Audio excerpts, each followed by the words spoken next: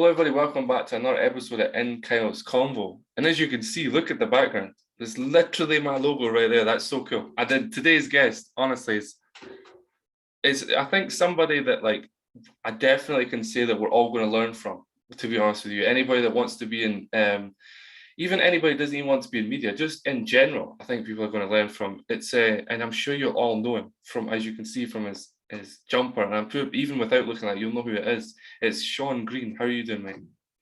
Good, thank you. Hey, when's this guy going to come on that you're going to learn from, though? Where is he? I think he's coming on in 10 minutes after you. I was going to say, is he coming on after me? Yeah, Kyle, Kyle, thanks for having me on your show. I really appreciate it. Thank you so much. Oh, it's my pleasure. Yeah, so glad to have you on and get you on. But now, with you being we'll obviously go into your history a little bit in a second, but as you said yourself, and as I already knew, you're literally one of the pioneers of media and coaching in football, literally. So what made you want to get involved? Obviously, because there wasn't anything there, but was there something else that wanted to make you get involved in this industry? Well, I've always been interested in what's next in football coaching. You know, instead of surrounding myself around the same things. And I've always been curious, particularly about technology.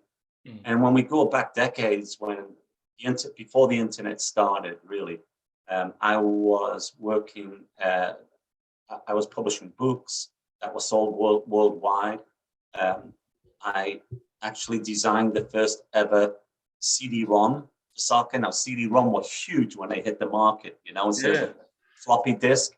And it was a series of stuff I put out, CD-ROMs called Soccer Made Easy. And the biggest challenge was, how do we illustrate soccer in this new medium? How do we teach soccer in this new medium?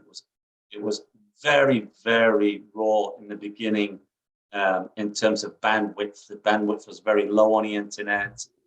You had to stick your cable into the telephone wire. It all came through the telephone wire, not cable. And it was very slow.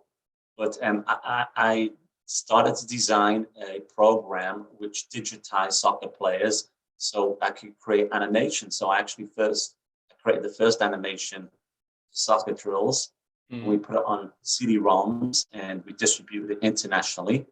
And, once every week I'd go to the post office with about 100 CD-ROMs in my hand, Kyle, and stick them, to Brazil, to Africa, to England, all around the US. And I thought there's got to be a better way, because what I was dealing with was atoms. I was dealing with, you had to physically make a CD-ROM. You had to get it made. You had to package it. You had to store it. And then you had to take it to the post office. Then you had to send it abroad. And you had customs to pay for and all these different things. There's got to be a better way. And so when the bandwidth changed and it became better bandwidth on the internet, then I moved all my content onto a website called soccerclinics.com, which was the first website in the world to teach soccer. It's been on ever since. It was 1997 on February the 6th. I launched it, and it's reached millions of coaches all over the world. And I know it's inspired lots of people to create their own websites and design them and teach them. And now, there's probably tens or maybe hundreds of thousands of websites out now for teaching soccer. Yeah, I think with, again, it's one of those things that, you literally found the niche and then progressed from there, rather than doing what, a lot of people doing. They try and join the niche. You started it. Effectively, you started it. And it's probably funny because I can almost guarantee you'll actually see people that are doing effectively what you're doing, trying to join your niche today. I'm sure there's tons of people you can probably name and things like that. But what was I know you said that there wasn't there was no websites, there was nothing going, but what was the other thing that kind of pushed you into being this? Was there something else? Were you a football player yourself? And you felt coaching could be upgraded? You were like, I could coach, I could do this, or was there another kind of thing? Well, I came from a great club in England, youth club in England called Wallsend Boys Club, which Wallsend Boys Club would probably be premier youth soccer club in England. Back then, there was really no academies system, and they're as good as any academy team in the country. For example, the players that I played with when I was there was Steve Bruce, who was recent manager of Newcastle United. He was in the same. He played in our team. He was a year younger than us, but he played up in our team. Peter Beardsley was there at the club. Alan Shearer was at the club, so it gives you some idea of the quality of the standard of the club itself.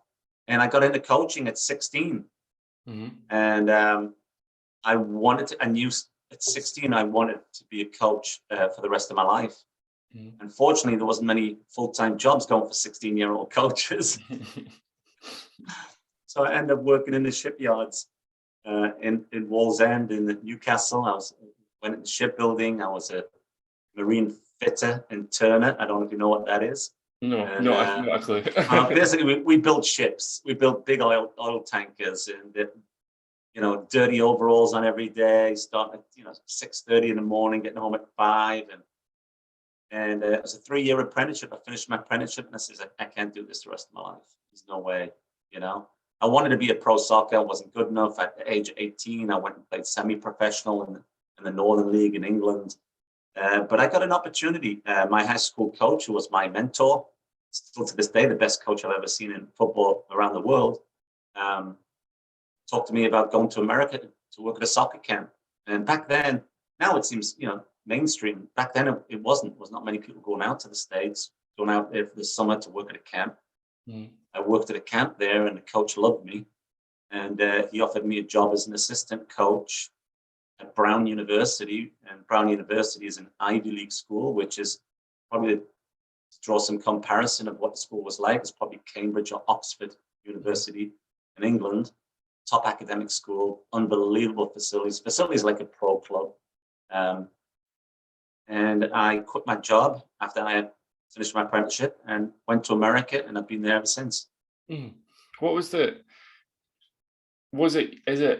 was it easier then to get to the States than it is now? I know that obviously there is soccer. We actually had people on that have been to the States and done various different camps and things like that. But is it still as easy to do that nowadays than it was then, or what's it like now? I think it's easier now, simply because there are more expats over here in that industry. When I came out in the States, I didn't know anybody from England. In the camp I worked at, I was the only English person there. The school I was at, I was the only English coach or English player.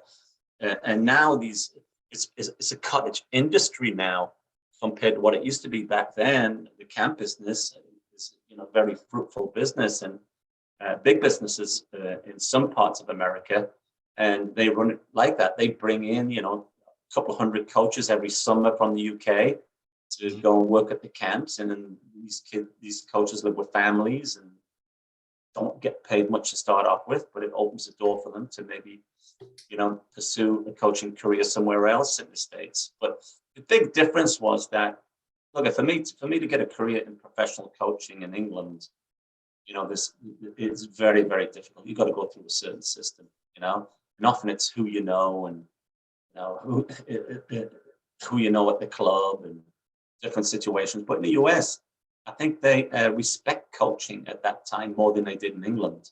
England was going through a phase at the time. Said England was not actually sold about the whole idea of coaching when coaching first started, when the FA started running courses. I don't know if you know that.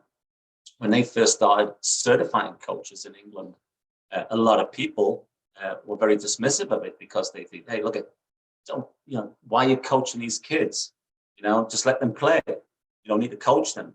And there was a big pushback on coaches until obviously, they got better and better and better, and they proved themselves wise. An important need for coaches. But in the US, it's in their culture: basketball, football, baseball, youth leagues. You can go to a youth game, watching a youth baseball game, and there might be a couple of hundred parents there, on the sidelines, 200-300 people there, crowds watching these youth games. The basketball team where I work, it's a school next to us called the University of Connecticut. Their women's basketball team, Kyle, for their first practice of the season, not a game, not a friendly, just for them in the gym, opening up the season, having the first training session. 16,000 fans showed up. Jesus Christ. Just to watch them practice. Oh, they pack the place out like pro teams, you know. Yeah, some of these football stadiums, as you know, 60, 70, 80, 100,000 fans at games. Yeah, I was waiting to say it's like Barcelona. Yeah, it's literally it's more than some Scottish teams get. That's the thing. Yeah, I've always said to people as well that if you're, and I have had coaches on before, and they, as in nowadays, obviously, and they've said the same thing. They're like, a lot of them have seemed to be going on about either going to, America, Slovakia, Switzerland, or something that's not the UK, because there seems to be more, I don't know, obviously, but just from the outset, looking in, there seems to be more opportunities for coaches in different countries. Like, as you're saying in here, it's kind of like who you know, where you go through, and all this sort of stuff. And it seems to be that you can get a bigger reach when you go to the States. For example, exactly like what you said with the fans. It's crazy. It's crazy. Do you think, Kyle, that's exclusive? I haven't been back to the UK in about 15 years. I plan to go back in July and visit and do some coaching too, see family. But take Soccer Coach TV to the UK in July. But let me ask you something. I know that a few years ago, maybe over 10 years ago, maybe longer, that in Dublin they had a massive problem. Was it like a mass exodus of young, talented, smart people who were graduating high school and going to the US and colleges in different countries because they couldn't afford to pay for college. At that point, I think they were charging, quite a bit for them to extend it to get further educated. And so these young, talented academic students were going to the US to pursue opportunities there with businesses and the college route until I think in Dublin they decided, or this island decided, to give them free education. If you got a certain amount of grades in high school, you would go to college for free. And that was to try and keep the talent pool, within Dublin, not lose. That's their future right there. So do you think it's limited to soccer? I mean, do you see people in all different industries trying to get out of the country, or not? I think when they get the experience, yeah. I think it's if you feel, I mean, don't get me wrong, there's a lot of opportunities over here, especially when it comes to media and radio and stuff like that. There's a lot of opportunities over here. There's a lot of, just to get into my brutally honest opinion, is obviously the BBC, Talksport, there's huge companies, and then football clubs. You can go to all the football clubs and things like that, or even if you want to be a teacher, there is. But it comes down to the opportunity of, like, we'll talk obviously the States, because you're in the States, and I think that the money's better for everything. The way of life, I think, from the UK and that over here, from the outset anyway, obviously I've never been to the States for that, but from the outset, from what I've heard from people, the way of life's actually kind of better over there. But the problem with things over here is that again, it comes down to the money situation and that as well. But the opportunities, I feel there's obviously opportunities there, like I said, but I don't feel there is as much opportunity to get in all industries than there is in the States, Australia, things like that. I think that might be down to just sheer volume, the size of the United States, 360 million people compared to how many people? 60 million in the UK? Or? Well, there's only like 5.5 million in Scotland. This is the thing. There's not, the funding for that isn't actually there anyway. It's crazy. It's a big country, make no mistake. I mean, there is some absolutely phenomenal places that in America I've been to witness some absolutely incredible places that you look on TV, you see it on TV, you say, man, that's unbelievable, and it's real. But there are also some really tough neighborhoods and some bad areas too in many, many major cities. And I think it's just a scope and size of how big America is. Multiply that by how many opportunities, much more opportunities. Wait, sorry, can we just... you see it on a TV, you see it on a TV, it's glamorized. I think there's a place in this country for everybody who works hard, shows ambition, has a dream. Yeah. It's definitely possible here in the United States. And I'm sure that those skills are transferable to other countries, but there are just there are so many opportunities here in the US is undoubtedly. Sure. Yeah, I think as well as like it's like for if you have obviously we'll take away the past. I would say like the past like 4 years maybe, right? We'll just form a way to say it is that in the States, being kind of like following your dream, like being a YouTuber or like being involved in our websites has always been like, there's always kind of been not looked on as like, obviously people are like, what are you doing? What is that? But like even over here, it's over in the States, it's kind of been looked at as like, okay, you want to be a YouTuber, okay, go and do that. Like, go and do YouTube, go and do this. And over here, it's kind of like, I don't know if you should do that, you should get the 9 to 5. But I feel like it's been accepted for longer to be involved in like media and be a football player and all this sort of stuff in different countries, and it is to an extent obviously than it is to be in the UK, if you get what I mean. Yeah, I'm not sure about that. I think that that's a good point that you make. I've never looked at it that way. I just think that look, at the great thing about social media is that one, it doesn't matter where you're on the planet, you can be successful if you've got enough drive, if you're consistent enough. If you've got talent, if you haven't got talent, you can still be successful. Depends what you're selling online. So I think honestly, I think it's one of the biggest levelers that there's been. You can create your own movie. Some of the top movies being made right now are being made on iPhones. And look at this: there's 7.5 billion people on this planet, and everybody knows something we don't, Kyle. Everybody's got a voice. Everybody's got something to say, which is important. And so I think it's a great medium for people to express themselves, to express their opinions, express their ideas, to educate people in all different areas.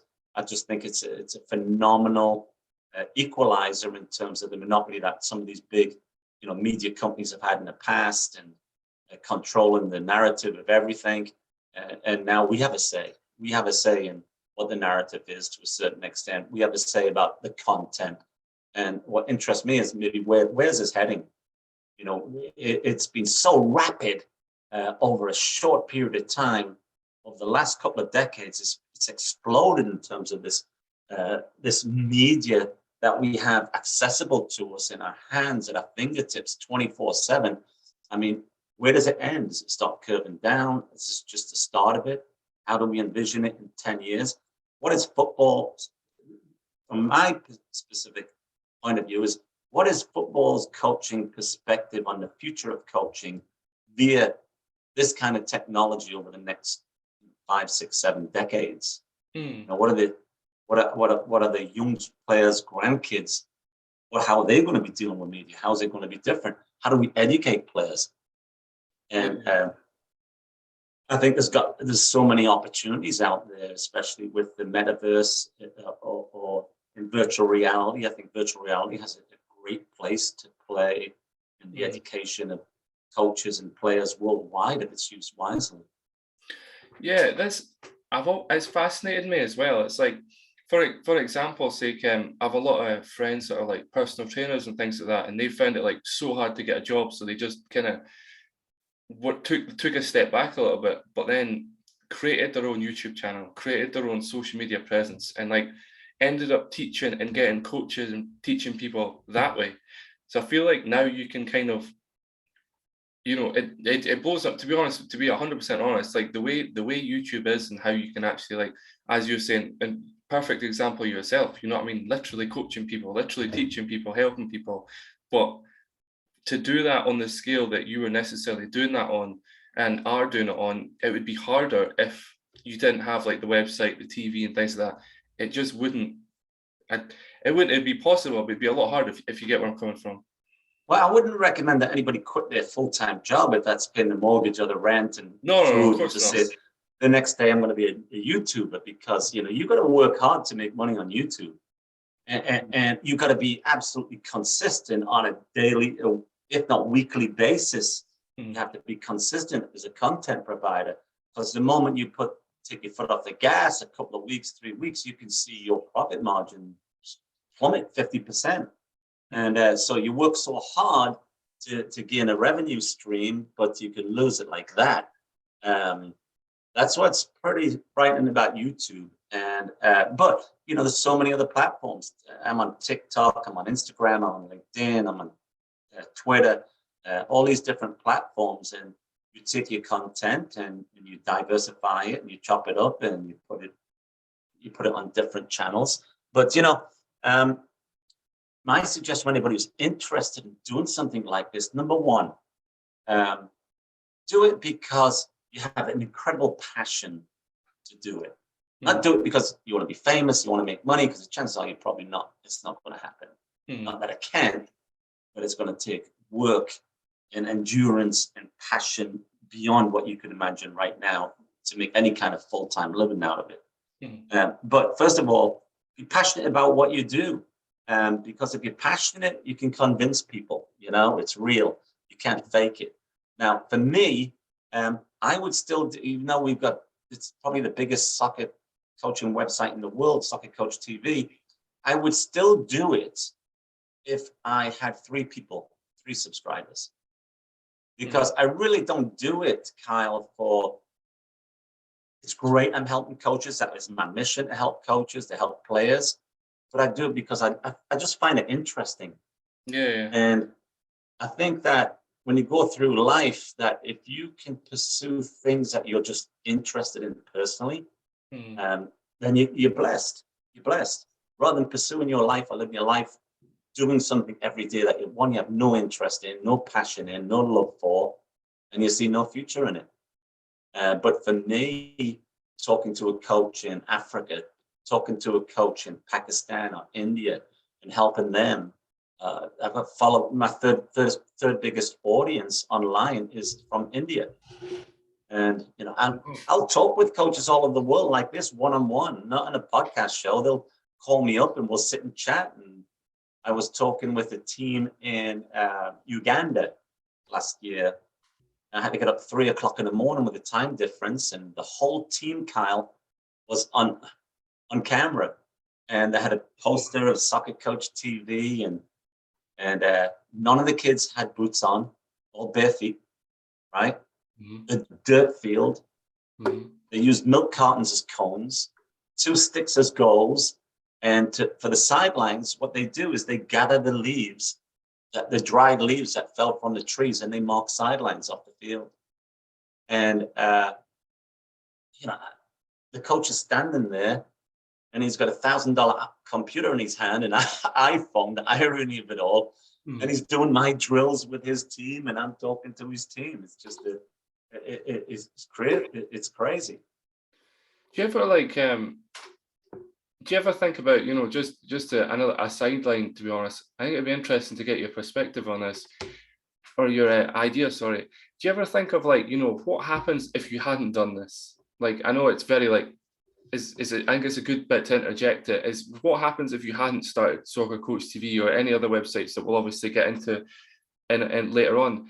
Was there anything that you were I would rather do, not I would rather, but I would be doing this? Or, what happens if you hadn't created the amazing behemoth I would say you have created?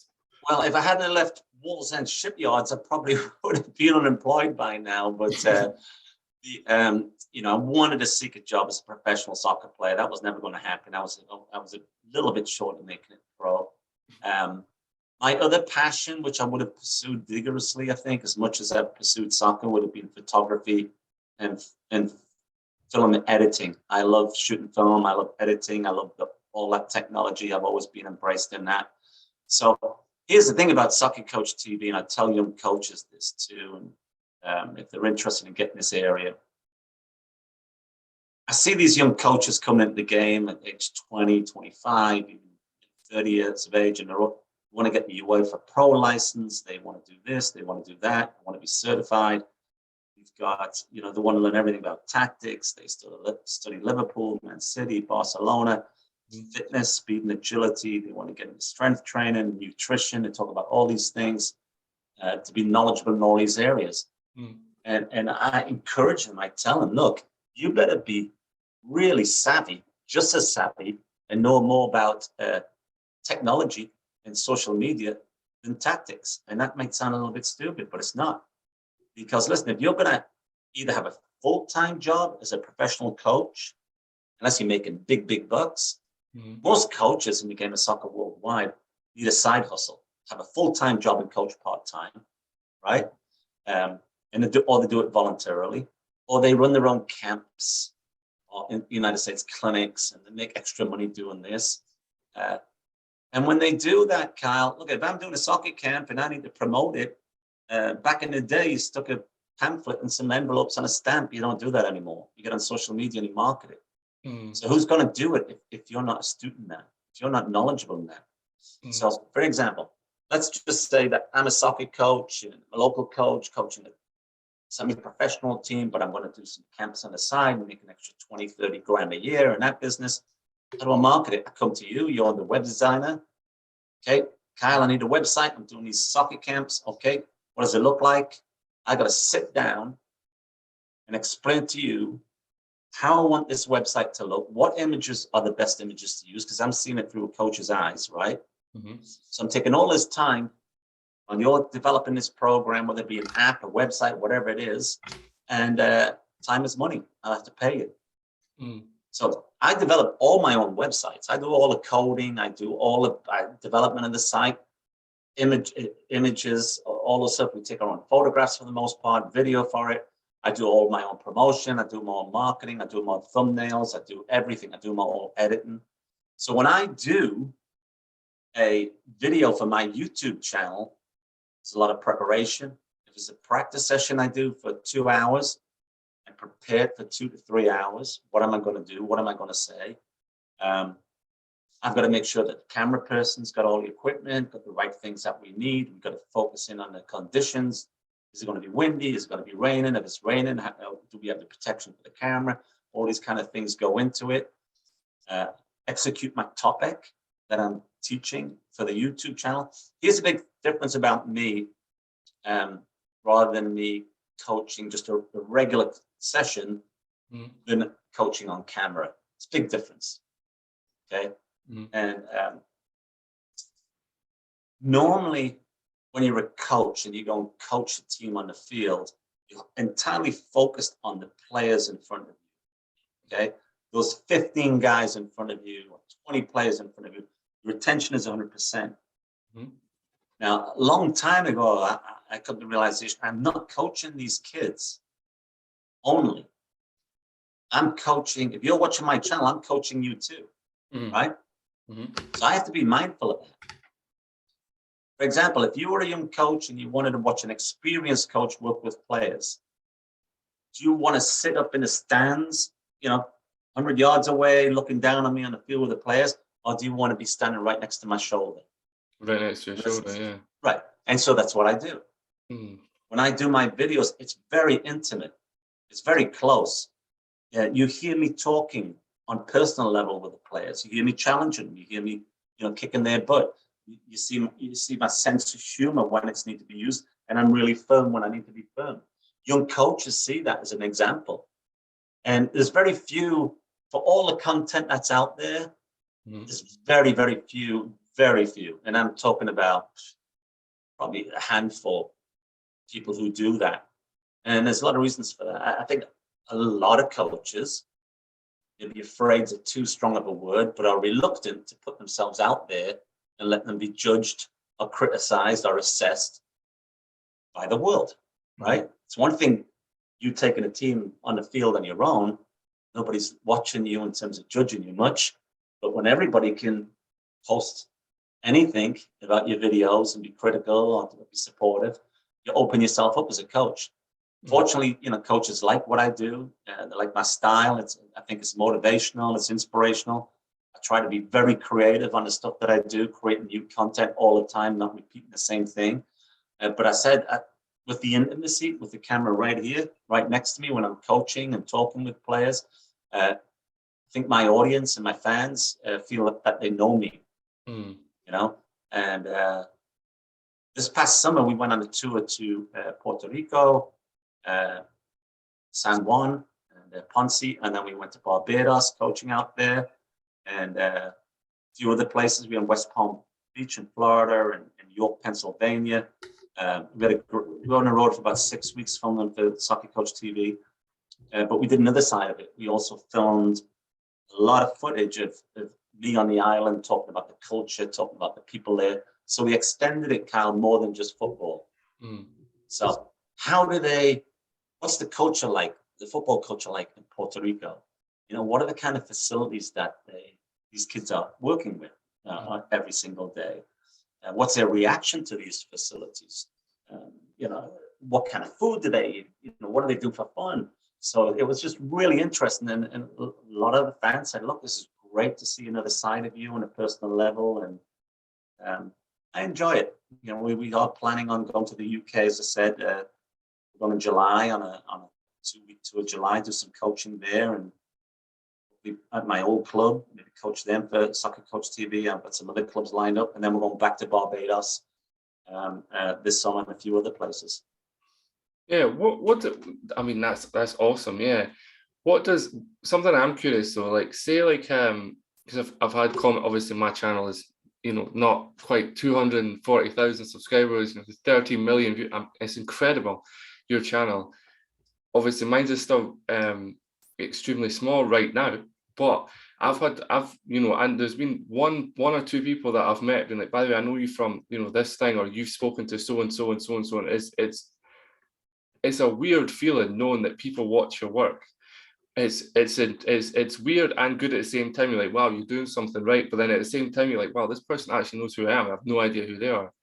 But what does it feel like to you when you're meeting all these people and they know you off by heart? They know everything about you and things that obviously follow you on social media or YouTube, and they have done for years. What is that type of feeling like for yourself? But it's really humble to meet my fans, you know, when I meet them in person. And I've met them all around the world. And when I was in San Juan and in Puerto Rico this summer, I was with my girlfriend, and we were walking around this castle out of nowhere. And this guy comes up to me, says, Shaun Green, Soccer Coach TV, you know, and he's shaking my hand, and we catch him on video, and this guy's a huge fan. And I mean, I'm bumping into him, you know, he's from the United States on vacation in San Juan. And but I've been recognized in many different countries, you know, as I said, Puerto Rico, Barbados, all across the USA, all different places. And it's humbling. You know, the bottom line is, if you're a soccer coach and you get online looking for ideas and you type in soccer drills, the chances are I'm going to pop up. You know, it's just simply because I've got so much content out there, and I've you know, I say this, I've probably created more free content than any coach on this planet to the internet. Yeah. So the chances are, if you're into coaching and you've done some Google searches, you're going to come across Soccer Coach TV. Yeah, 100%. And I know people I've had on the show, you know, for example, Lewis and Derek, and, you know, people that work at Celtic and Rangers and everything like that, they know who you are. Like we've talked about it, but because you do put a lot of content out, and as I said to you, I've obviously, I've been looking for your content and things like that. And the one thing I'm curious about, and I'm sure people will be curious about as well, is do you ever get burnt out? Like, do you ever like have that burnt out feeling with putting so much content and things like that out? Are you still like, you know, I'm unsure if I want to do this? I know you're saying like about consistency, but have you ever had that burnt out type feeling? I have, but it's not often. It's not often that dry. You know, it is my passion. I'm fortunate in a way that I do take breaks from the game, you know, like I don't coach over the winter months. You won't find me in some indoor stadium coaching players indoors. I take the break off. I take probably 2 or 3 months off in the winter. It charges my batteries. It allows me to work on different projects. I've always got 2 or 3 projects going. You know, it's never nothing. And I've got so many different ideas that I like to work on. But no, I don't really get burned out. I have a passion for what I'm doing. I think it's because I really enjoy it. You know, I enjoy what I'm, like I said before, you got to enjoy, have a passion for what you're doing. I enjoy it because it interests me. And because it interests me, you know, it's the thing that gets me up every morning. I mean, every morning you should wake up and have somebody to love, something to look forward to, and something to do, you know? That's important in life. Have something to do, a purpose.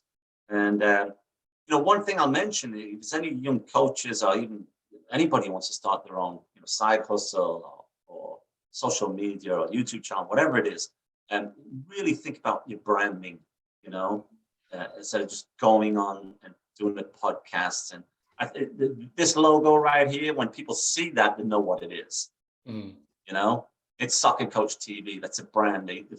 That's on my video, my intro, my extra. It's on everything I do. I wear it right across my chest. So if we're talking on this show right now for 45 minutes, right there, that's 45 minutes of advertising rather than just a little commercial at the beginning of the video promoting Soccer Coach TV. I'm promoting Soccer Coach TV every second I'm on camera, every time I take a selfie, every time Soccer Coach TV is present subliminally on everything that we do. Our channels, we have TikTok on here, we got YouTube here. And I have shirts designed for me specifically with Instagram and TikTok and everything. Because if you're out in a restaurant, if you're on a field or you're touring, that's your brand right there. And you've got to get your brand out as much as you can. Because let me tell you, there's a lot of traffic out there, right? You've got to distinguish yourself somehow. Yeah. And what is your brand? What is your logo? What do you stand for? Hopefully when people watch Soccer Coach TV, they know what I stand for. It's fun, it's informative, it's enthusiastic, hopefully it's inspirational. They can expect that on every video that I put out online. We're not going from one area to another area. There's a consistency in Soccer Coach TV's brand. So that's very important when you're starting something from a serious nature to try and, to get it took seriously. But to your point before about, the numbers will come if you're consistent, Kyle. Okay? Can't be this for 2 months and then quit and start again in 6 months. You got to be doing this when you don't feel like it. You've got to be putting it out there. You got to be consistent. You've got to be creative. You've got to find out, okay, what am I good at? And stick with it. And think outside the box. Trying to come up with stuff that maybe has not been done before, and keep plugging at it and inject your personality. This medium is not for everybody. Obviously you're a confident young man because you can get in a podcast and I've looked at some of your videos. You're a very articulate guy. You're diverse. I appreciate you've had diverse guests on your show, which is a massive quality. But let's face it, a lot of people are not like that. A lot of people are shy on the camera. Yeah. Don't like being on the camera. And so maybe their medium is Twitter or TikTok. Maybe it's a podcast, just an audio file where they can go and just download it. Maybe they can just, instead of being on camera physically, they can hear you. They can create their own stuff. There's lots of options. And if that doesn't work, write a book, write an ebook. You can do that and sell it on Amazon. There's all different areas that you can get into. I look every day when I'm on the internet. I look at new technologies, what's out there with artificial intelligence, with virtual reality. What are other people doing? What are competitors doing? What's fun? All those kind of things that you look at. Even just what's the best use of that medium? We're on Zoom right now talking. So how do you maximize that platform for your benefit, And so you sit down and you think about it. I think as well, it's like looking at, we're talking, a bit before the podcast about like things that, I'm into and you're into and that I think with being into technology and being into the metaverse, I think it's a little bit away from football, but just going on what you were saying is that I think I'm very curious to how this type of environment, like what obviously everybody, Zoom and even what you do and things like that, how the metaverse will incorporate that type of thing. I think that's where the next step, then obviously we're online and it's like an extension of yourself, but how is it like, so for example, for yourself, obviously virtual reality with the goggles, it's going to be like people are with you literally, not just on video, but literally the headset. So you'll be like obviously right in front of me, the headset on, and all they'll hear is your voice. But you could be in like, a studio setup, for example, that type of thing. So do you own a pair of Oculus? I don't know, to be honest with you. I don't. I have used them, but I don't own my own pair. I have some Oculus and I've used them, and they're fascinating. The technology fascinates me, and I think it's really going to take off when several things happen. Number one, first of all, the hardware that you use, Oculus, they're pretty heavy, and they're not absolutely light to wear and a little bit uncomfortable. They need to knock that down with, I think, with Facebook's or Metaverse's new goggles going to be coming out, Google goggles. I think when they become lightweight and become more practical, it's going to take off. It's got to get to the level of 4K. It's not there yet. It's not as, the image is not as sharp as you'd be watching television. However, to your point, where does this go in terms of? I think, but where does it go in terms of football? How can the metaverse, if the metaverse happens, but there certainly will be a virtual world out there, because there's money out there. People are going to follow money. I can create an avatar of me. Well, for example, say where I was 2 nights ago, I was on top of Mount Everest, right? I climbed Mount Everest in virtual reality the other night. It was a phenomenal experience. It took 15 minutes. I was with a Sherpa. Talking to Sherpas at Mount Everest, one of my biggest fans is a Sherpa on Mount Everest, believe it or not. He's a soccer coach. Great guy, absolutely fantastic guy. I love him. He texts me every week, and he's inviting me out there. But the chances of me climbing Everest is 0 to none, with my knees. But I was climbing Mount Everest. There's a platform there you can get on with Oculus, and you're actually experiencing. It's more like it's 360 video. That's what it is. If you get on YouTube, there's tons of 360 videos. But you follow the Sherpa and you get the real experience, what it's like. You're in a little tent, you get up, you go from camp 1 to camp 2. I think they have to acclimatize in real life for about a month at camp 1 to get adjusted to the climate. And when you're at the top, Kyle, with these goggles on, when you're at the top, you're looking around 360. It is just an unbelievable experience. You really feel you were on top of Mount Everest, right? And I bought Oculus because I try to work out every day, a little bit every day if I can anyway, religiously work out. And I bought Oculus because I want to do some of the aerobic activities that you can do. You can do boxing, you can do aerobics, you can do all kinds of different stuff on there.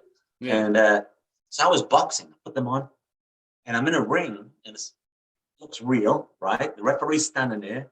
And there's an older guy in the corner, right? And it looks like one of these carnival boxers, and the crowd's there, a bit of a crowd with 20 people around. It's almost like the ring inside of a gym, not in a stadium. You know what I'm saying? Like those Rocky IV movies, So he comes at me, and I stick one on him, and I give him an undercut, back off a bit, and then boom, I hit him again.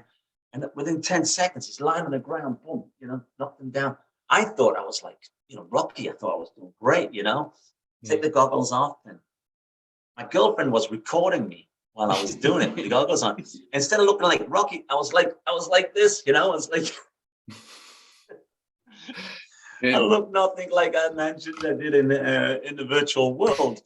But look, I mean, I was in 9/11. I was in the World Trade Center, virtual reality. We've got an experience there. You can go on, the 20th floor, and big bang, big boom, and you see these papers flying down the windows and debris. And next thing you know, you're at the middle of the bottom of the epicenter of the World Trade Center, with first responders around you, and you're submerged in history. It's incredible tool for football. I can only be, as a coach, I can only be on the field with 20, 30, 40 players, whatever it is. With virtual reality, we could build a stadium like this. We already have. They have it out there in FIFA games. I could own a stadium like this that you see behind me. I could invite you, put your Oculus goggles on, charge you 25 quid for a 2-hour training session with me. At the same time, have a player from Brazil, from India, from Pakistan, from China. I could have 100 players on the field, right? But it would seem like it was one-on-one to you. Or if I wanted to create an environment where there's 11 players on the field, I could. But I could coach you not on every single aspect of the game, because you really need to be there with the ball, touching the ball, but there are lots of elements of the game that I can introduce you to get drop knowledge with you or to share with you that would be beneficial for you as a soccer player. So one, it would allow me to have a huge, massive reach as a coach. I think that what you're going to see is a Premier League in the future in virtual reality. And those teams are going to be sold to highest bidders. Kyle, you can own London Pirates, this new virtual Premier League team we're going to create with $50 million. You're going to own the rights to the stadium. We're going to build a stadium for you. Okay. And we're going to give you a roster, right? They'll draft. There will be a draft for players, and we'll create the virtual players for you. And you're actually going to play a match against a team from Newcastle, which is going to be the Newcastle Hornets or whatever. And fans are going to rally around their virtual team. From Newcastle, they're going to rally around it. They're going to get online and they're going to watch the match. And you can transfer players, but you're going to hire a manager like me to coach the team. And the people who are going to be operating like FIFA are going to be not your top soccer stars. They're going to be the best FIFA players around the world. You follow me? Yeah. So the kid might not be able to kick a ball downhill, but he's absolutely like, he's like Ronaldo with a joystick. Yeah. And maybe you pay admission to the final or whatever. Like, you'll sell billboard advertising around there. They're going to grow. It'll grow in that area. Look, right now is the top guy from Nike resigned from Nike, and he signed a big deal for Facebook, and he was the top guy responsible, I think, for the development of their new attire, the Nike line, stuff like that. And he's going to the metaverse to develop clothing for the metaverse. It's like I think the future of, like, for example, of like as quote unquote people call online influencers is I don't even think anybody could easily put it into words, to be honest, because you're not only going to have the media presence, you're also, like what you're saying, and I appreciate your compliment as well, thank you, by the way, that you're going to need to be confident in front of the camera. You're going to need to be more confident, because people are going to be seeing, you're going to have to be seen doing more than what you were. But it does make me think as well, is that what about the social media aspect of it as well? Like, what's social media going to be like in the metaverse? Like your Instagram, your Twitter, your Facebook, all this sort of stuff. It does make me curious to think, I wonder what that's going to be like in the metaverse. Are you literally going to be able to, like, scroll through with your literal hand through tweets and type like a computer and things like that? It's but you know what, you could be in the metaverse and not be who you physically are. You could look totally different in the metaverse. You could sound totally different in the metaverse. The thing is, in the metaverse too, I'm sitting here talking to you in English, but in real time as I'm talking, if you're Japanese, you're going to hear me speak Japanese. The artificial intelligence they do that now. They have holograms right now. I saw a presentation on YouTube. This woman who was demonstrating AI technology, where she was on this stage and in the United States, and she was doing this demonstration, and she clicks this button, and there's an exact hologram of her standing beside her. It was like a futuristic movie, but this is reality. It's what you do now. Yeah. Exact hologram beside her. At the same time that came on, it came on live in Japan on a stage. She just appeared on a stage in Japan. She spoke American, but the woman in Japan was speaking Japanese. It translated it in real time. Wow. I mean, it's phenomenal technology, the stuff that's out there. I think a big area in the future, with whether it's virtual reality or the metaverse, is going to be real estate. Is going to be, they already sell tiles of property right now, right, in the metaverse. Yeah. And but I think what's going to happen is that, for example, all these people who want to get involved and make a few bucks in the metaverse. But for example, let's say you're a chef, right? And you want to teach cooking classes to everybody in the world. You want to make it immersive. You want people to be in that environment with you. what are you going to do? You put your glasses on. What are you going to do it? So what we do, companies are going to, be built on. All right, what we're going to do, we're going to build a kitchen, a real Gordon Ramsay kitchen for you. Mm. In virtual reality, you get to use it. You pay us a fee, or you buy a subscription to this kitchen, right? Mm. And you invite people in for cooking lessons, and you can show them how to cook in virtual world. Mm. And you're making money. I'm making money. Once I've built this kitchen, I move on to building something else. But not only that, I can have 1,000 cooks in the kitchen at the same time. You wouldn't even know it. So you could build a virtual church, and make it incredibly spiritual experience. And people would come to church there and make a donation at the end. There's so many ideas that I think about that you could go down with this new area. I think it's phenomenal. It's like the Wild Wild West. It's yeah. I think it's hard to put into words the way we're going to need to advance. Obviously, you've had such, as I said to you before we started, an amazing history when it comes to, Soccer Coach TV and everything else. Obviously, you've built this behemoth. Everybody knows who you are effectively. This thing, as you said, millions of watch hours. Everybody knows who you are. But I'm honestly curious to see where the next level of Soccer Coach TV goes, the next level. Have you got any that you can obviously speak about? Have you got any plans in place where you're maybe considering taking it to the metaverse, the next level, that? Because obviously you're huge on obviously YouTube, social media, things like that. But how are you going to advance to the metaverse type thing? Have you thought about that before? Absolutely. In fact, I had 2 meetings last week about virtual reality and 360 video. Mm-hmm. And one was with a former employee of ESPN. Have you heard of ESPN? Yeah, of course. Yeah. So I sat with lunch with him and picked his brains, and he actually does virtual reality for concerts now.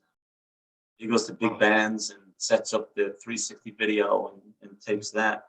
And then I actually just co-sponsored a proposal, a grant at our university to develop VR technology as a learning tool for our students at our university. Because I am a professor at a university, tenured professor at a university, and to introduce virtual reality to students at the school. And how can we integrate virtual reality into a college environment?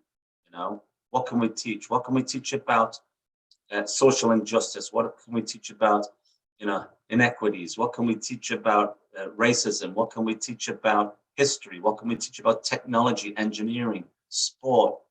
If you're for an example, if you're a prospective student who wants to attend our university, maybe from another country, wants to go to the US and go to our school. We have many international students at our school. We pay money to go to our university. So flying over here, what you can do is put your goggles on and actually take a virtual tour of our university. You can walk around the campus. You could actually go to watch our football team play, our basketball team play. You could stand on the sidelines and actually get the atmosphere of the crowd around you and see what the campus spirit's like, what it's like. Mm-hmm. Or check out our engineering facilities or our art room or whatever it is. There's so many different things. So I'm exploring that area. I'd like to see where certainly I'm looking and doing my research and seeing how can Soccer Coach TV maybe be a pioneer or a leader in that area in terms of coaching. There's not much out there that I've found in terms of serious players pushing this narrative. It's inevitable, I think. For Soccer Coach TV, one of my goals is to. It was right before COVID, and it really put a block on it, was to travel internationally.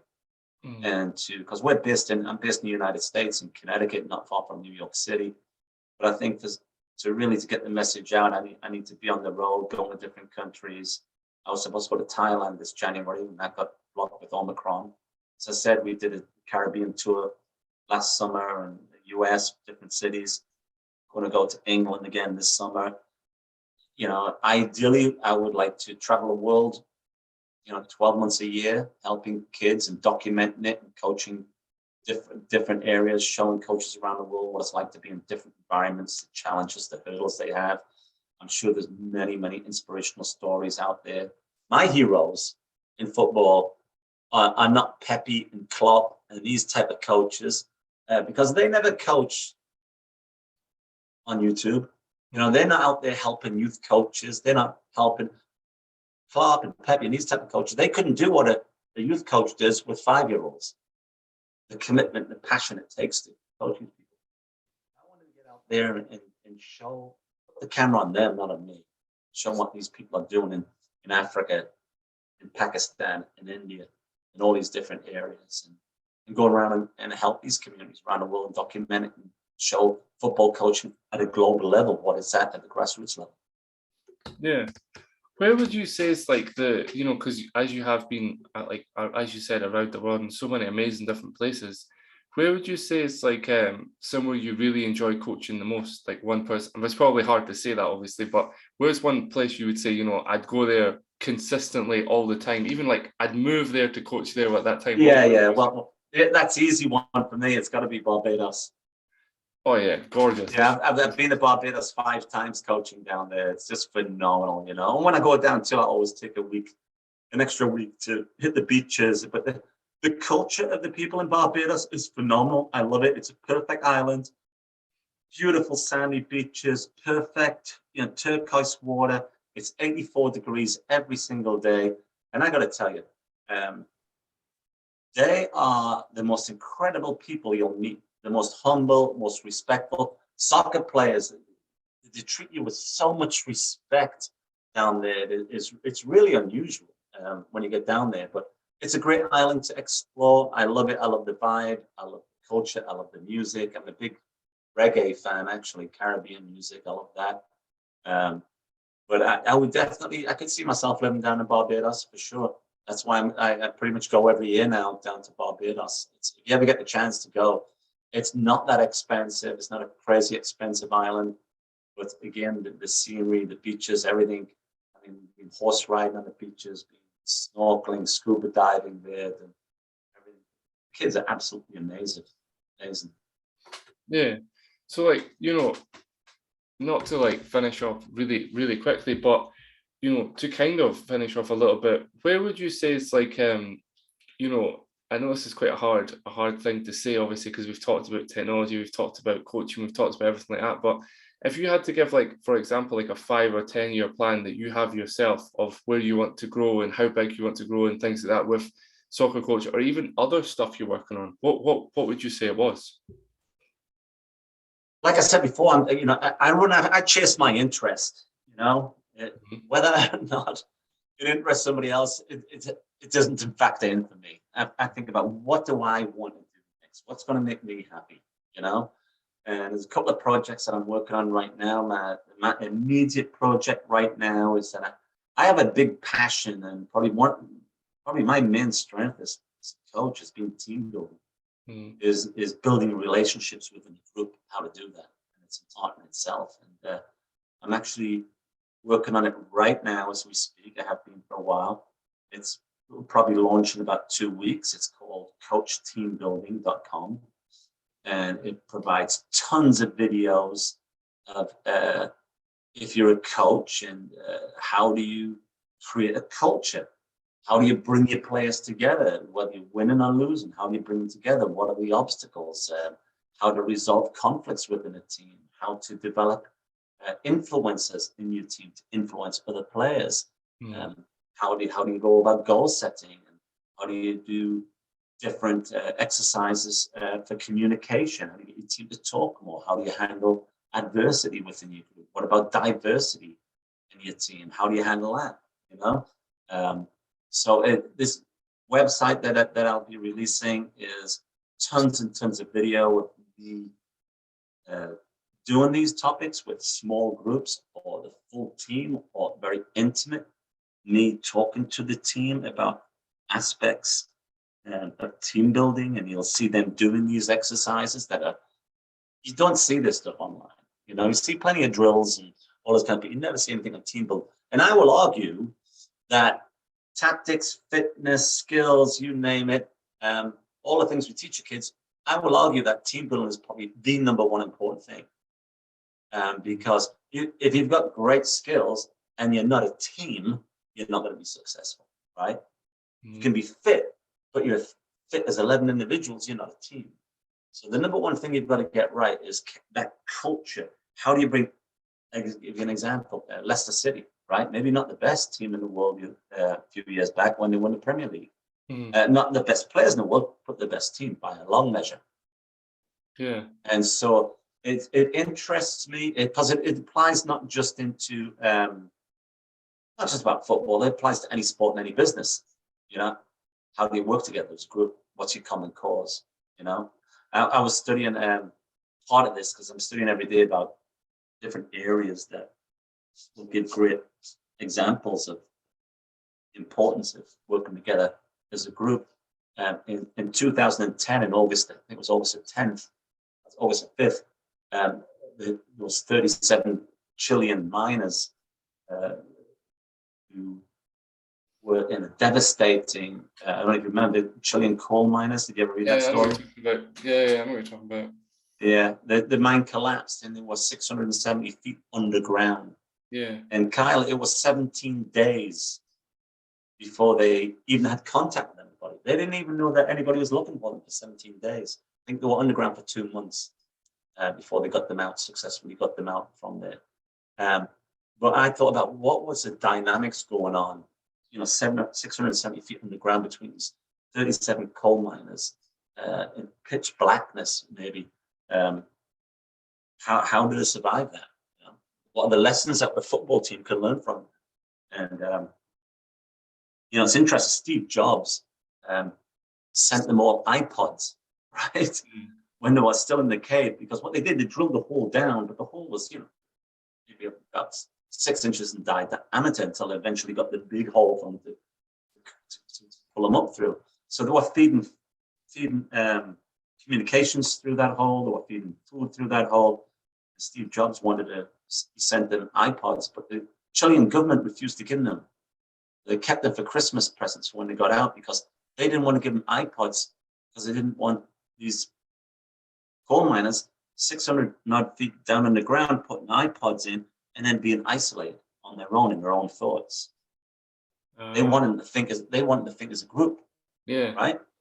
And in fact, one of the first companies that they consulted the Chilean government when they were aware of what happened was NASA, because NASA specializes in dealing with what it's like for a human to live in isolated situations on Mars in a spacecraft on a space station, right? So they want to learn from NASA what they learned and how that can be transferred over to them being in isolation 670 feet down below the ground. But more importantly, for me, what was interesting was who was the guy who stood up from the leader? Was it the foreman or was it somebody else? Was it the youngest guy? Was it the oldest guy? What made him stand up and be the leader, the second leader, the third leader? The influences of the group that changed, that kept them together. What were the qualities of that guy? And who was the guy who gave up straight away? Just wanted to roll over and die. Why? So all these things, different experiences, different situations, different cultures, different backgrounds. I'm looking at in terms of bringing this stuff together. I'm a big believer that there's more life lessons in when you lose than you win. Yeah, couldn't agree more. And a big narrative is that we like to think as football coaches, and you hear this all the time, that we teach life lessons. Sports teaches life lessons, right?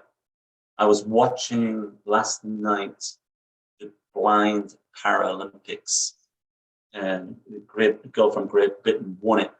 I don't know when. I think this was in 2016. I might be mistaken, but it was a while back. And it was a 200-meter dash, and they were blind sprinters. And it wasn't a straight line. They had to go around the curve, and they have a partner with them. They have a guide with them when they sprint, and they strap their hands together. Mm-hmm. And on the mark, they're flying. They are flying on the mark. And talk about faith, it's blind faith. You're just going with it. And have you ever seen blind skiers, downhill skiers? I have, yeah. Mm. phenomenal. You know, they've got their guide behind them and they're wired up to a headphone, and the guy's got a microphone in the back of him, and he's 10 yards behind him. They're going 105 kilometers, down that hill, and the guy behind him is going, left, right, left, right. And again, it's belief without evidence. It's blind faith. You go down there. But I'm a big believer that in losing, there are much more greater lessons in losing than there are winning. And if we're teaching life lessons, let's not stop teaching them on the football pitch. Let's make sure that every player, every athlete that you come involved with as a coach in any sport, that one, it's not just about, let's say, trust or communication or commitment, how that applies to their sport on a football field. Why is trust important? Okay. What scenarios in a football match or in training, why is it important? You're emphasizing it. And then beyond that, how does it help them after you stop playing football? That lesson. Why is trust important in life? And then explain to them. So I've been doing a lot of the stuff on the key words or the key phrases we use in sports, and putting down the literal meaning of the word, how it applies to sport, then how that applies to the life lessons that we're supposed to be teaching, and the final thing is show them how it. Yeah, I'm a bit taken back, to be honest with you. And the reason I say that is because, like, I've never met anybody that's like, obviously I've met a lot of passionate people, as you mentioned before. I've spoken to a lot of amazing people, but it's very rare to find somebody that's actually that passionate about what they do, that even, like you're saying, the minors, which has nothing to do with football, you're like, I wonder how I can transfer that and take what they had as a team and put it into football. How that's incredible. That's on it. I'm taken back a little bit, especially when you were going into it. It's like you literally do look at everything. I wonder how I can implement that into like more than what it is, like listen and learn from. Where did that ability come from that you were like, I actually want to be able to start implementing that? Where did that come from? If that I want to say I read a book once when I was really young, and it was all about lateral thinking. Mm-hmm. And lateral thinking is taking a concept that already exists and just changing it a bit so it can have a whole different purpose. Yeah. Right? For example, all right, I've got I don't know if you can see it here. Okay. There's my soccer TV mug. See that? Mm-hmm. There's my mug, and we know what it's for. It's for drinking my coffee out of. Mm-hmm. So let's do a little experiment right now. Me and you are going to go into business, right? Mm-hmm. Let's say our life depended on it. Right. Let's say if we don't invent something within the next 3 months, they're going to cast us away to some desert island, right? Mm-hmm. So, Kyle, it's me and you now. So first moment we get there, we put this mug on the table. Okay, this is a mug. We know what it's for. What else can we use it for? Let's come up with some creative ideas. What else can we use this mug for? Give me one idea. What else? Other than a coffee cup, what can we use for? I was actually going to say a coffee cup and see what you'd say. You could use it for storage, for putting flowers in, for putting stationery in, for putting what else could you put in? You could put your glasses in. You know what it is. You'll know Three ideas. You'll know where your teeth are as well. If you have teeth, your false teeth. Right. 4 ideas. Right. You could put money in it. You could grow stuff in it if you wanted to. Right. Yeah. You could probably turn it upside down and catch butterflies with it if you want to. You know what I'm saying? Probably. So I mean, the point is, if we sat here for half an hour, right, we would probably come up with 20 different ideas what we could use that mug for. We might make it out of a different fabric. We might add another handle on it. We might take the handle off. But we're going to take the concept of this container, and just with some thought, we'll be able to come up with a totally different concept, right? Mm. Okay, that's lateral thinking. And so when I think about, I'm always observant about what people are doing in sports or industries and this, that, and I'll think about, okay, what is this person doing here? I like the message he's sending. Now, how can I take what he's doing and change it to the benefit of football coaching? That's what I do. So I'm always open-minded about any ideas that are out there. And that's why I engage technology, artificial intelligence, virtual reality. How can I turn that back to football? AI, how can I turn that back to football? Internet, website, browsing, TikTok, YouTube. How can I benefit football education and everything that I see in all different areas?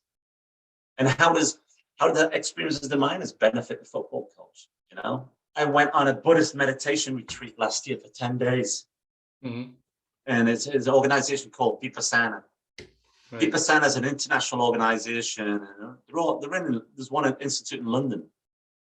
There's one in Chile too, in a Chile prison to help the prisoners there. And it's non-religious. It's not about Buddhism, Hinduism, any of that kind of stuff. It's all about mindfulness.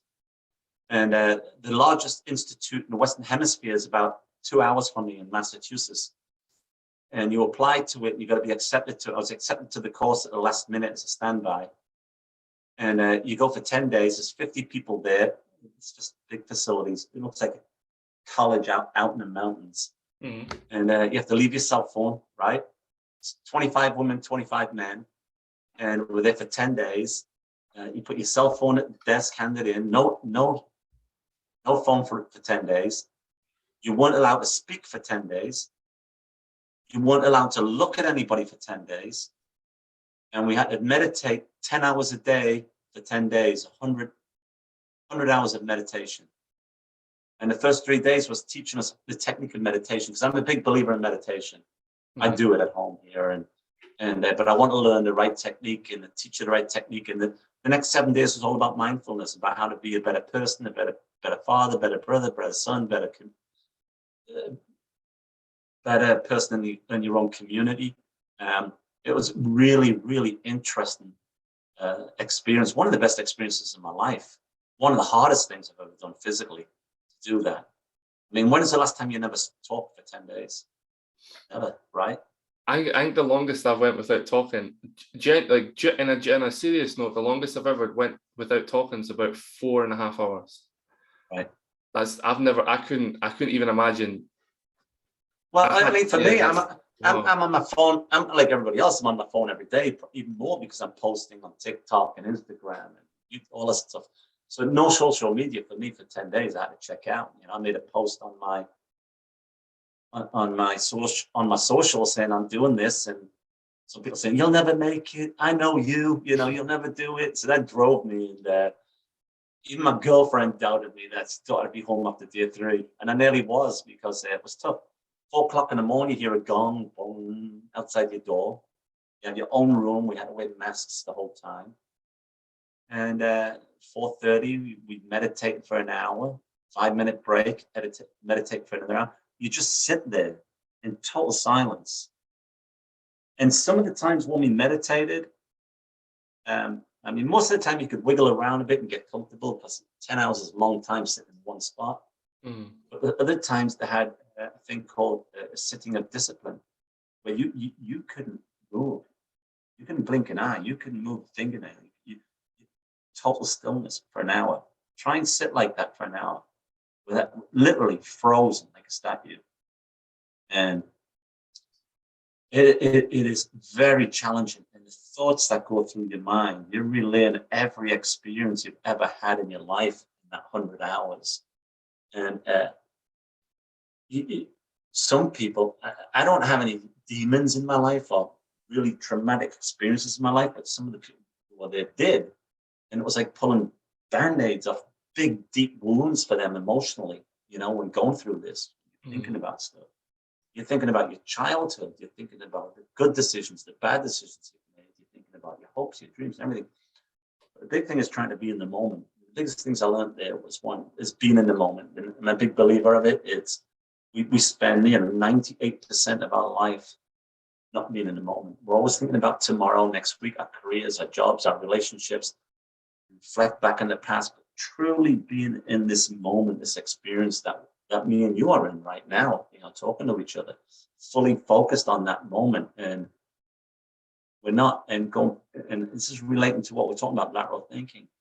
I'm a big believer that people, when I try to think creatively,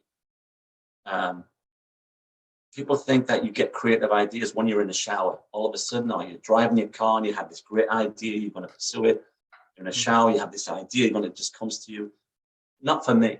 I have to sit down in a room, the pad and a piece of paper, and this hour that I'm devoting is going to be on lateral thinking, or thinking out the box.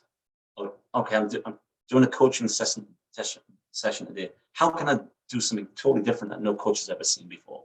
What kind of exercises? What can I say that maybe they've never heard from a soccer coach before?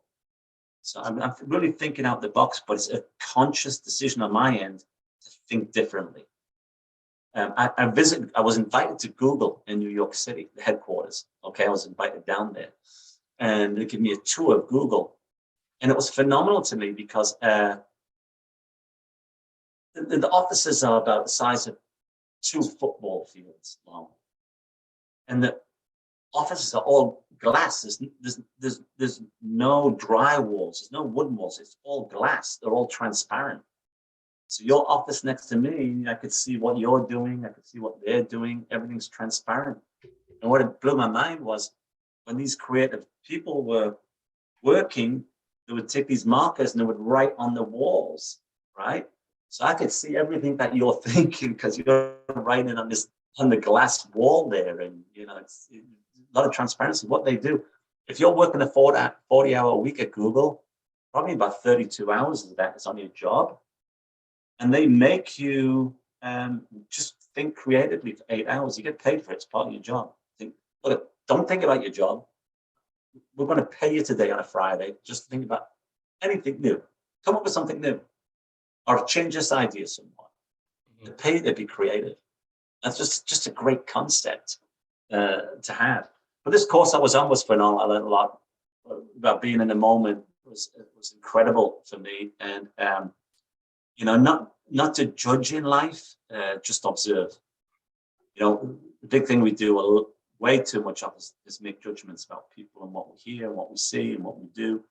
And when you cannot speak with somebody and you make these judgments about people, it is really, really an interesting. It was almost like a clinical test, a clinical experiment. But it was phenomenal. I mean, it's something I'd encourage people, if they're interested in doing it, check it out. It's called Vipassana. It really opens your eyes to what's out there. And, it's free. It doesn't cost anything. There's no enrollment fee. They encourage you to make a donation at the end if you'd like to. There's no pressure. And so the food we were given, we had breakfast in the morning. It was all vegan food. And then about 11 was lunch, and we had no dinner. And the thing is, when Buddhist monks train to be a Buddhist monk, Kyle, they take away all their worldly possessions, right? They have a robe, they have sandals, and they sleep on a bamboo bed, and that's it. And for food, when they're in training, they get a wooden bowl, and they're instructed to go into the nearby villages and beg for their own food. They don't provide food for them when they're in training. They have to go out and beg, and you'll see these monks, Buddhist monks, going out in the villages with their bowl and people giving them food. And the reason they do that is to take away any ego that these people might have, these Buddhist monks might have. It's pretty hard to have an ego if you're begging in the streets for food. Yeah. And without them saying anything, you experience that, because when you wake up in the morning and you're starving, or having a lunch and you're starving, and it comes to your mind that who was the person on this planet who made a donation and allowed me to have this meal today through their kindness. It really encourages you to think about many different things that you don't when you're in the office from 9 to 5, or you're running around outside trying to get stuff, you're doing a podcast, whatever. You're a totally different place. It's a very unique place that you're in when you get into that zone. But I'm a big believer in meditation. I think it's got a lot of practical uses, especially through what we went through the pandemic, for sure, mental health. Yeah, I don't meditate as such, but half an hour in the morning, and obviously before I get up, I usually wake up about 6 o'clock in the morning, even when I'm not doing anything, but just like ritualistic. And then half an hour before I go to sleep, I'll usually evaluate everything that I've done that day, and everything for obviously that I've got to do in the morning, everything I've got to do. And then at night, everything I've done, and then like 10, 15 minutes on what I'm doing the next day. So it's tight. It's kind of like meditation and that, but not really. 'Cause I say my eyes are open and you're not, doing anything like that. But what I'm curious about though is what made you want to like go on that meditation course in the first place? Like, what was the reason behind it? Like, was it because of you Well, learned from someone, or was you just like I mean, always done it? it was probably because during COVID, I mean, I have a gym at home, a nice gym at home, and I wanted to get my cardio in. I'm an avid swimmer. I try to swim nearly every day if I can for my cardio. And during COVID, I couldn't get in. The swimming pool was closed, so I really wanted to find something that I could do at home, and meditation and yoga was one of them. And so I used to get on YouTube and learn how to meditate. I couldn't do it right. Sometimes I did. Sometimes I'd fall asleep. I wanted to learn the art of it. I believe the benefits of meditation. I believe that I wanted to teach my own kids how to meditate, my 3 sons. I wanted to teach my soccer players how to meditate, to handle stress, anxiety, depression. But I didn't have the skill set to do that. So I found out about this organization and went on it. That's what driven me to just the knowledge so I could pass it on to other players. I taught meditation when I was in Barbados to the players there. I taught meditation to the players in Puerto Rico. I taught meditation to my players. It's free. It's a skill free. Here's the thing, because often enough, a lot of pro players will meditate, by the way. A lot of professional movie stars too, they meditate. Things about meditation at the end of competition, whether it's a youth team, a pro team, semi-pro team, whatever, in any sport, you'll be very competitive. You'll get on the field, you'll compete, you'll go all out in competition. At the end of the competition, and then you tell the kids, guys, you got to cool down now.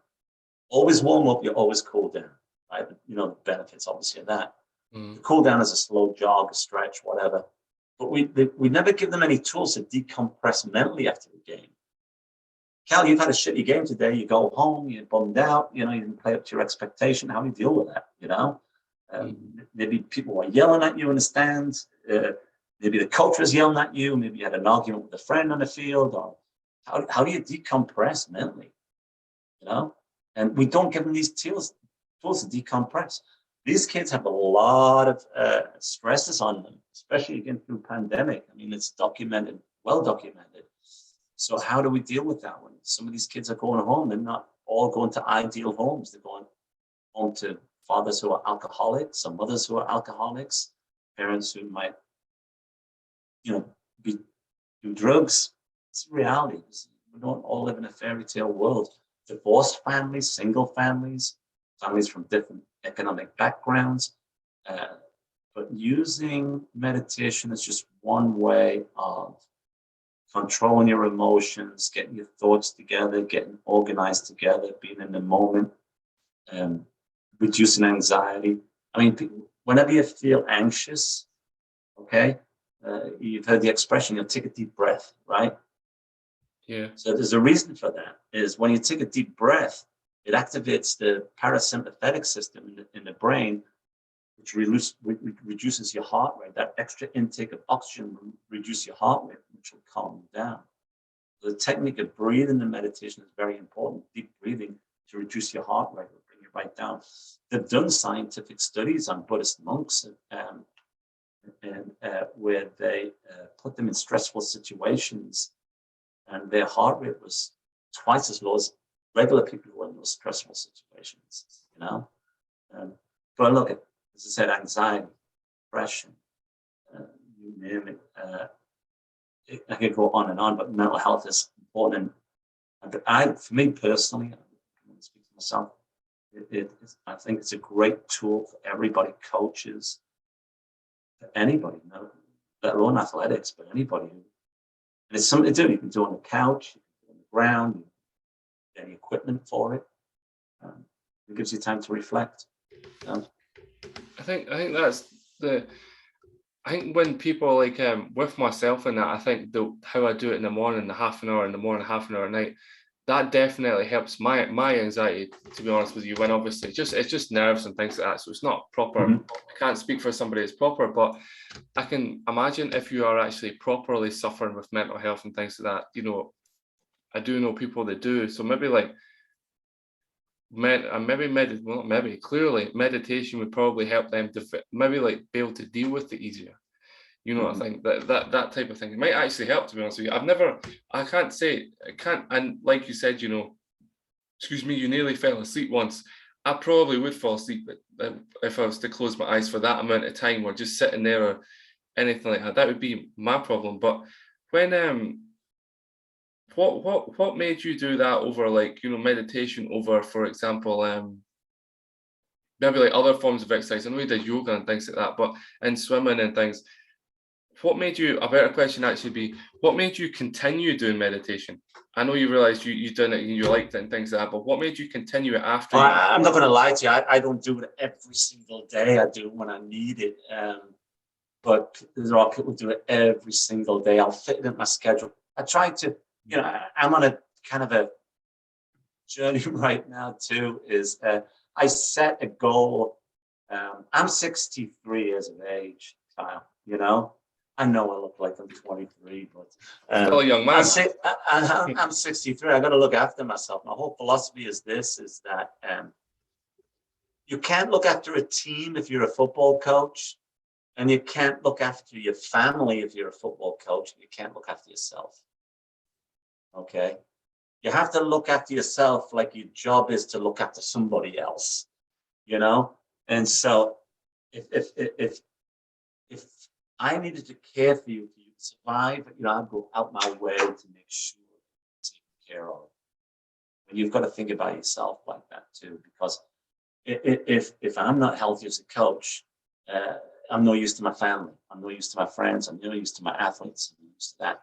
And you'll see it all the time. You read about it all the time. The stress of coaches and the stress of people in jobs, you know, who work 60 hours a week, work like crazy and barely see their families, and the stress they're in. Well, what's the point if, you know, you can't, if you're not healthy, if you're not mentally healthy, physically healthy, it's going to show. My philosophy is this: I do a little bit of every day. I set a goal. I set a goal of working out 100 days straight, no breaks. Recently, okay. So I had to do something every single day: swim, lift. With, as I said, I got a gymnasium with weights and all this stuff. Lift, yoga, meditate, aerobics, whatever it is. I have to do something every single day for 100 days. I'm on day 149 now. Okay, so now I've challenged myself to 200 days. Can I make it to 200 days without taking a break? Unfortunately, I was in hospital yesterday and I just found out I tore my rotator cuff. So I'm going to need to go in for surgery, I think next month. But even then, I'll still be doing something, you know? But the philosophy is this: you know, for me, if I committed to a big gym and I tried to get big and strong, I would probably quit after about a month. You know, it's not my goal. I try to do a little bit every single day and be consistent. And I talk about it as a leaky sink. Okay, leaky sink.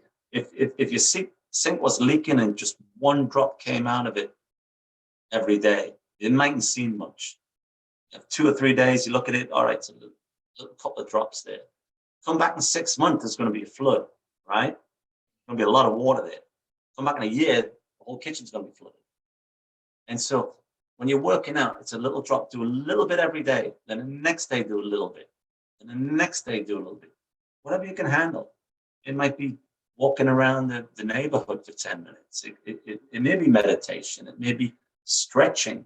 You know, I started stretching for 20 minutes every day. And maybe going for a swim for half an hour, whatever it is, but do it every single day. And I tell you what, 6 months from now, it's going to show. You're going to be fitter, physically, mentally, from a cardio standpoint. A year from now, definitely going to show. If you don't do it every single day, eventually it's going to show, right? Either way, it's going to show. in a positive or a negative standpoint. You can't keep taking money out the bank and then one day go to the bank, look for more money, and there'll be nothing there. You keep taking, doing all the bad things, and you get sick, and you go look at that. I need to be healthy now to help me through the sickness. It's not going to be there. It's going to show. One thing you can't fake is health.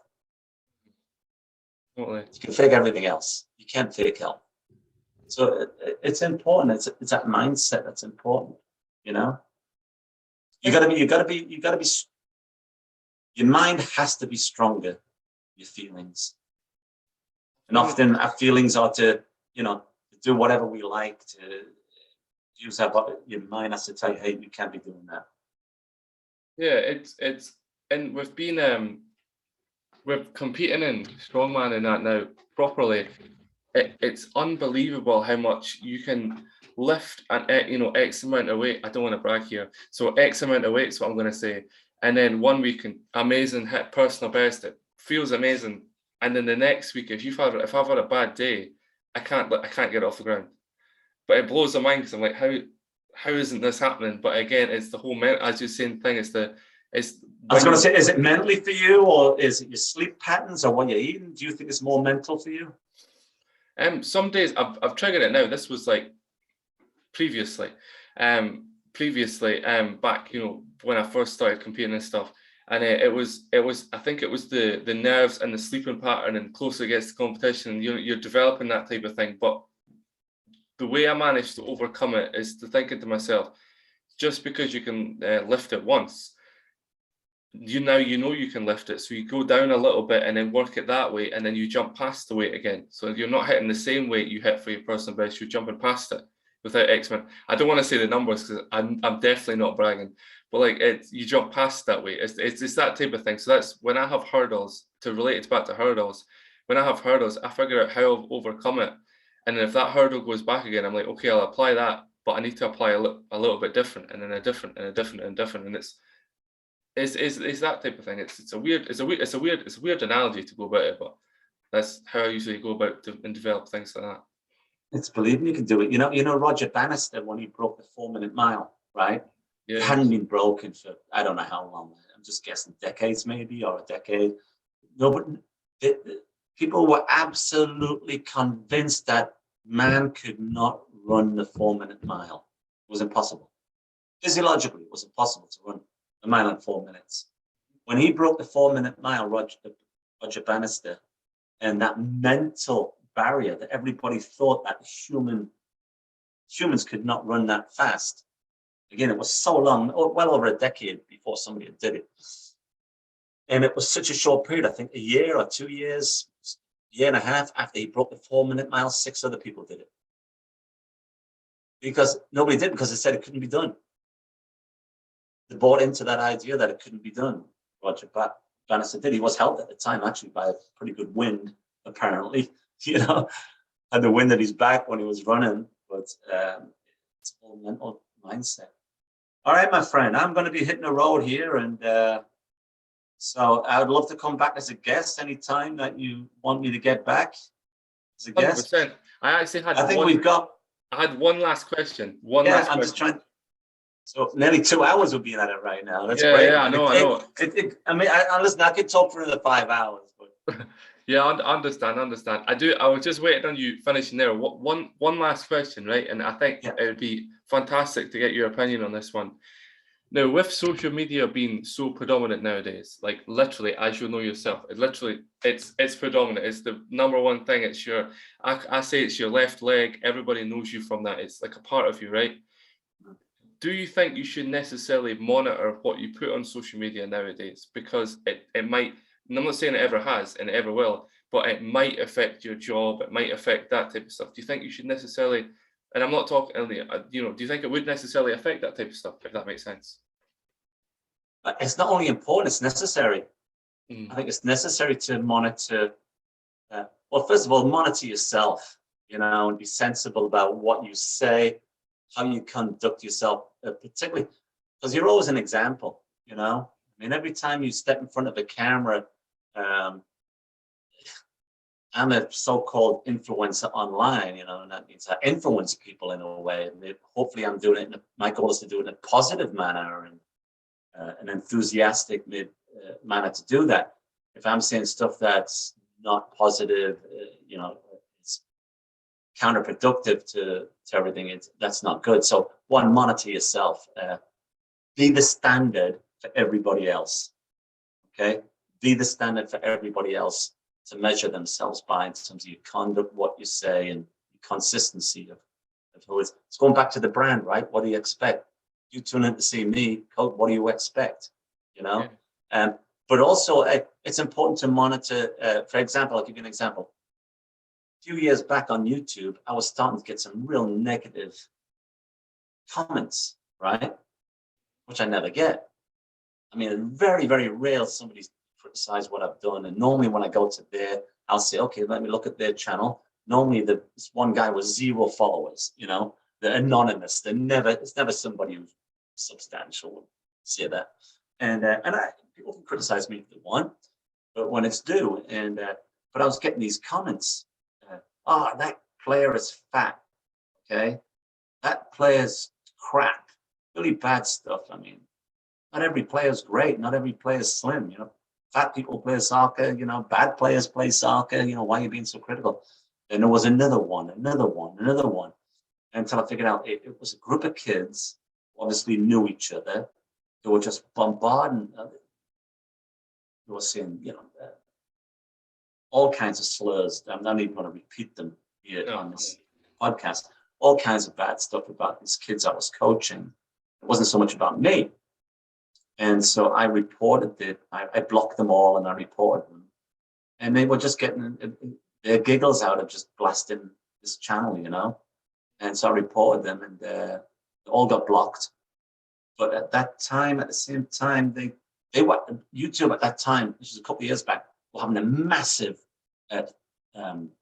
push on protecting kids. That's just before they had their own kids channel. That's why they created their own kids channel at the time. Yeah. Okay. And so they were very protective of anything. And then I lost every comment I had for like 5 years before then. They took every comment off, positive or bad. So I lost so much positive comments. It just disappeared. So it started again from scratch from there. But yeah, what I do is I actually have to review every comment everybody makes now. There is an option when you're on YouTube as a moderator that you can just let people comment without monitoring it, or you can actually monitor it first and look at it first before you're allowed to be posted. And that's what I do. So I'll check every comment just for that single reason. But if somebody's got something constructive to say, which maybe doesn't agree with, I'll still post it, but I'm not going to let profanity or slurs or that kind of stuff allowed. So I think you have a social responsibility if you get into this game to be consistent and do due diligence about the content you put out. Yeah, awesome. Yeah. It's funny, the last thing I always ask is for everybody's social media, but everybody's already going to know who you are. This is the thing, is you're one of the very few people I've spoken to. Like, I already know what it is, but I'm going to ask you anyway, because you never know. What is all of your social medias and websites and stuff that people can? Oh, great. I'm glad you mentioned it. SoccerCoachTV.com. Well, Soccer Coach TV on YouTube. Okay. If you want to go to it's a paid subscription site. The difference between that is lots of videos that are on Soccer Coach TV on YouTube, but all the lesson plans and diagrams, you can print it off in a book. You can do and there's lots of other content on there that's not on my channel. SoccerCoachTV.com, just all videos. SoccerClinics.com, which is one of the biggest websites in the world. Thousands of pages of content on tactics, fitness, training sessions, coaching curriculums for the entire season for every single practice laid out for you. I have just warmups.com, and that website is videos out of 75, 100 different warm-ups that you can do with your team.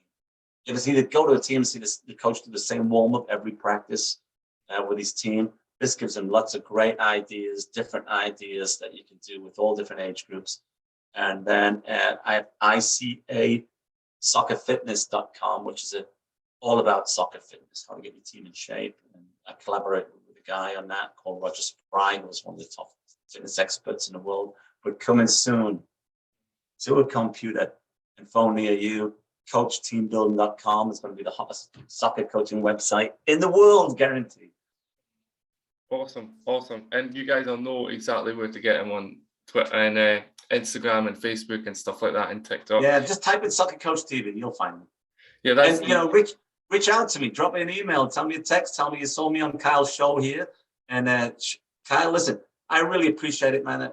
I watch your show. I think you're very articulate, very interesting guy. I appreciate it. I'll share this with my audience there. Hopefully you'll get a lot of people looking at this. And I wish you the best of luck, and hopefully invite me back on the show sometime. I'd love to come back.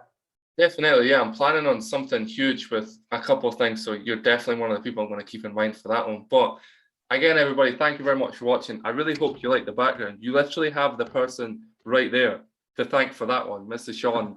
It's I'm blown away. Thank you very much. Hey, and there's lots of things we didn't talk about. My love for reggae music, Bob Marley, great guy. I played soccer with Rod Stewart one time. We'll have to talk about that. And there's all kinds of things. UFOs. I'm really big into UFOs. I told you that. I'm a ufologist.